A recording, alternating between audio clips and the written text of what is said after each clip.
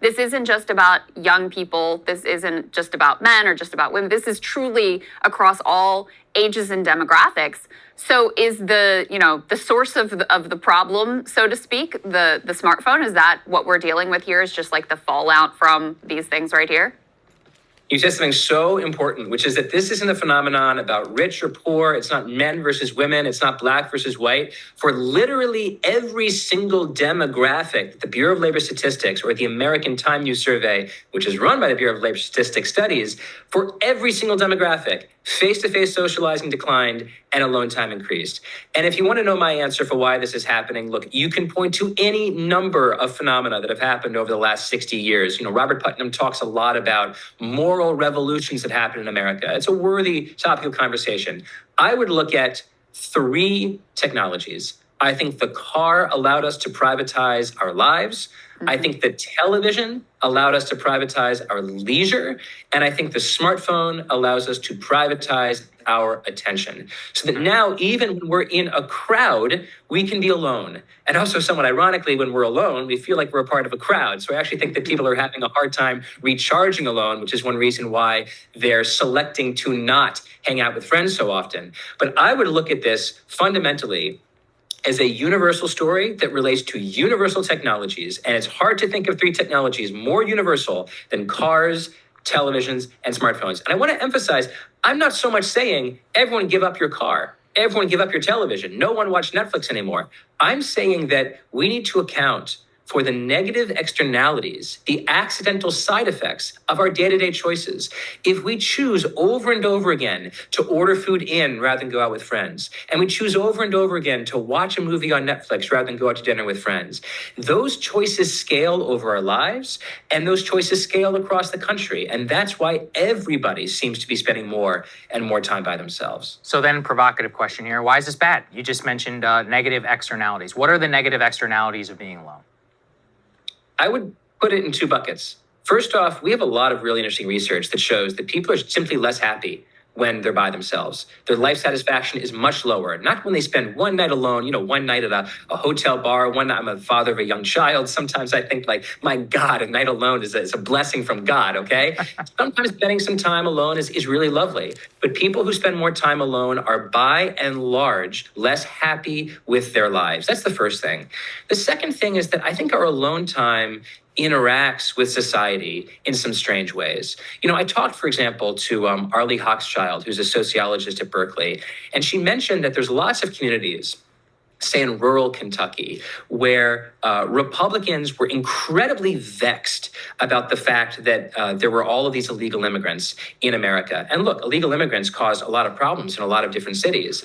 But she pointed out that in rural Kentucky, which has a lot of economic problems, you have almost no immigrants whatsoever. And so one thing that happens, I think, with politics when people spend more time alone is that the issues of their villages weigh less, and the issues of the country weigh more. And there used to be the saying of all politics is local. This didn't make it in the piece, but now I feel like all politics is focal.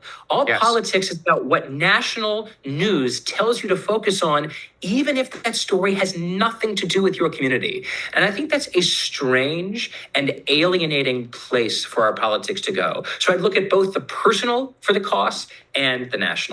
That's an interesting point. You also talk about, and I'll read a quote from your piece. You say, the village is our best arena for practicing productive disagreement and compromise, in other words, democracy. So it's no surprise that the erosion of the village has coincided with the emergence of a grotesque style of politics in which every election feels like an existential quest to vanquish an intramural enemy. And you imagine 2 people who live in a community together who may have, polar opposite views.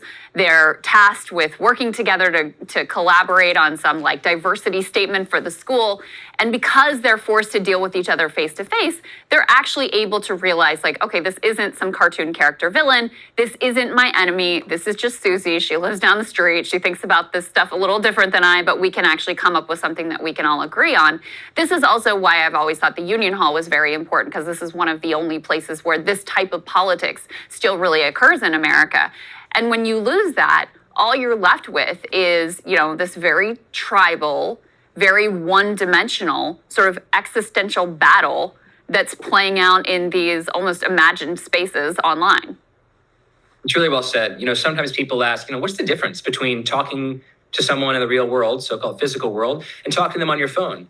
Well, there's this researcher at NYU named Jay Van Bavel who looks at how exactly online conversation is different than offline conversation.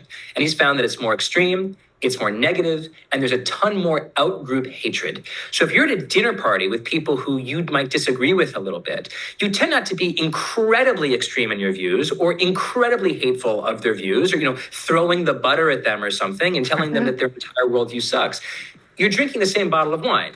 You're eating the same chicken. You're passing the same salt. And so in a way, the simple need to coexist with them in a space leads to a kind of sharing of values. But we don't have anything like that on the internet. And so our conversations go berserk. To blow a little bit of smoke up for you guys, I think this show does a wonderful job of talking to people that you disagree with and that you agree with, and modeling how to have conversations with people that you disagree with in a way that doesn't simply hate on them for the fact of their disagreement. You disagree? Okay, we're people. We disagree about stuff. That's what living in a democracy is. Now let's have a conversation.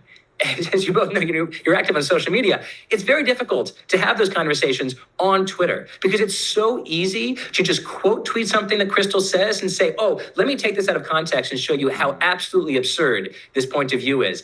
Harder to do that at a dinner table. Harder to do that in any kind of conversation because the other person can respond and say, I share your values, but I disagree. So I do think the migration of our political conversations from the physical world, where all politics is local, to the digital world, where all politics is focal, absolutely changes the nature of our politics. I totally agree with you, Derek. So in it, you noted a few actually good trends. Independent bookstores are booming.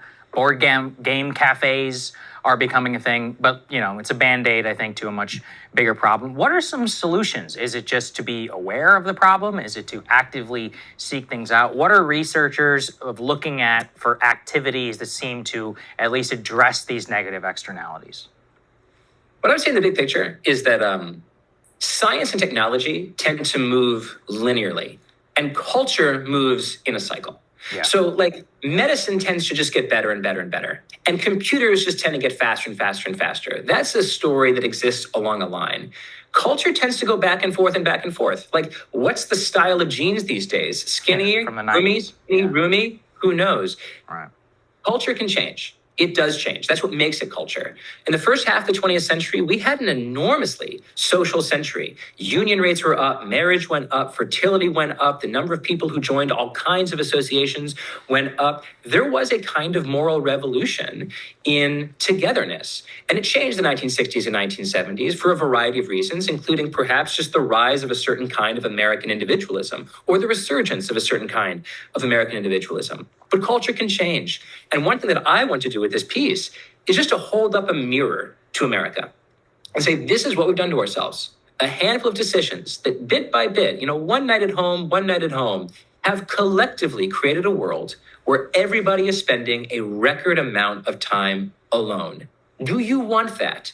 Do you like the reflection in the mirror? And I'm hoping that people say, no, I don't. And so they become a little more likely to hang out on Thursday.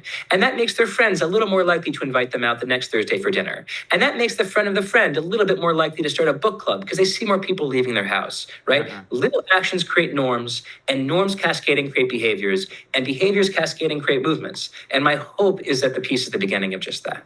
Yeah, and you also suggest, though, an overt sort of policy direction, which is if you invest in areas where there would be a communal experience, whether it's amazing. I've been to some of these amazing sports centers where you got all kinds of leagues and kids playing and adults playing, or beautiful libraries, whatever it is that might capture people's interest, that would help to get people out of their homes, off their phones, and into these communal spaces. And unfortunately, what we've really seen is a lot of budget cuts for that type of community investment.